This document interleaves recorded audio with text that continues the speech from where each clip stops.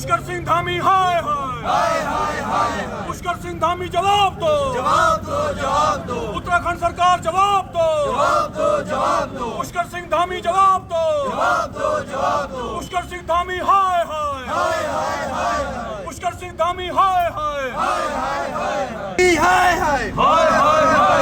BJP Uttarakhand सरकार जवाब दो, जवाब दो, उत्तराखंड सरकार जवाब दो, बीजेपी हाय हाय, इंडियन कॉन्स्टिट्यूशन जिंदाबाद, इंडियन कॉन्स्टिट्यूशन जिंदाबाद, हल्द्वानी इंसिडेंट हाय हाय, हल्द्वानी इंसिडेंट हाय हाय, पुष्कर सिंह धामी जवाब दो, दलितों के साथ अत्याचार बंद करो, दलितों के साथ अत्याचार बंद। उत्तराखंड सरकार माफी मांगे, उत्तराखंड सरकार माफी मांगो, मल्लिकार्जुन खड़गे जी आगे बढ़ो, हम तुम्हारे साथ हैं।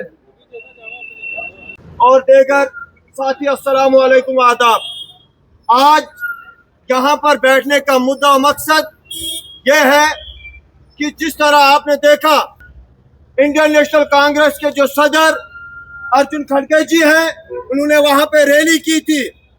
बदकिस्मती यह है कि एक तरफ से हम कह रहे हैं कि हम एक आजाद मुल्क में रह रहे हैं, जहां पर कोई भेदभाव नहीं है, सबका साथ सबका विकास चल रहा है, लेकिन तारीख गवाह है उत्तराखंड के अंदर आपने देखा सोशल मीडिया के जरिए, नेशनल मीडिया के जरिए किस तरह से यहाँ पर इंडियन नेशनल कांग्रेस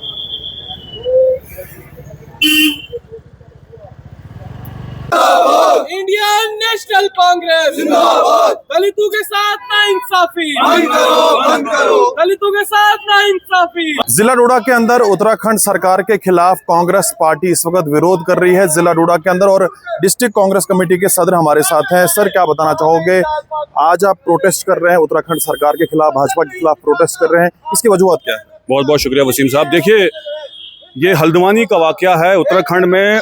हमारे ऑल इंडिया कांग्रेस कमेटी के सदर जनाब मल्लिकार्जुन खड़गे जी ने वहाँ एक मीटिंग की थी, और वो मीटिंग रामलीला मैदान में हुई थी।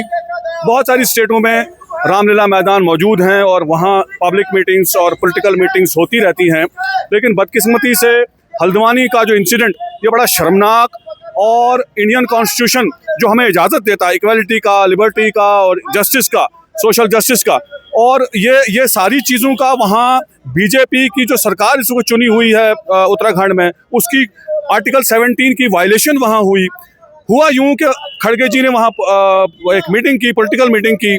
उसके बाद जब मीटिंग ख़त्म हुई तो वहाँ बीजेपी के जो लोग थे, बीजेपी के जो कारिंदे थे, और उसके अलावा बाकी पॉलिटिकल ऑर्गेनाइजेशंस के लोग वहाँ इकट्ठे हुए, और वहाँ उन्होंने उस स्टेज का शुद्धिकरण किया, गंगा जल से उसको साफ किया, और ये कहा कि ये चूंकि दलित इस स्टेज पे चढ़ा, लिहाजा ये स्टेज जो है वो अपवित्र हो गई, ये गंदी हो गई, मैली हो गई, तो उसके चलते उन्होंने वहाँ उस स्टेज का शुद्धिकरण किया। अब यहाँ सवाल ये उठता है कि मोदी जी बड़े बड़े वादे, बड़े बड़े नारे, बड़े बड़े जुमलेबाज यहाँ ये हिंदुस्तान को सबजबाग दिखा रहे हैं पिछले 12 सालों से, और कह रहे हैं कि बराबरी है, सबका साथ, सबका विकास, सबका विश्वास, सबका प्रयास, और पता नहीं क्या क्या नारे। आप ये बताएं कि जो उत्तराखंड में हुआ, क्या देश आज कहाँ खड़ा है? क्या 12 सालों की हुकूमत के बाद, मोदी जी की 12 सालों के शासन के बाद, क्या आज उत्तराखंड में ये वक्त आन पड़ा, ये नौबत आन पड़ी कि वहाँ एक दलित जो हमारा ऑल इंडिया कांग्रेस कमेटी का सदर है, जो वहाँ पब्लिक रैली करता है, और फिर आप उसको गंगा जल के साथ और वहाँ शुद्धिकरण करते हो और ये बताते हो कि ये दलित है? देश को कहाँ ले जा रहे हो? आपको कि भाजपा जो है मजहब को गिनवा रही है? बिल्कुल गिनवा रही है। आपने अगर आप, क्योंकि आप मीडिया से हैं, तो आपको तो बखूबी इल्म होगा कि उत्तराखंड में हुआ क्या है, जिसके चलते आज कांग्रेस जो है एहजाज पे है।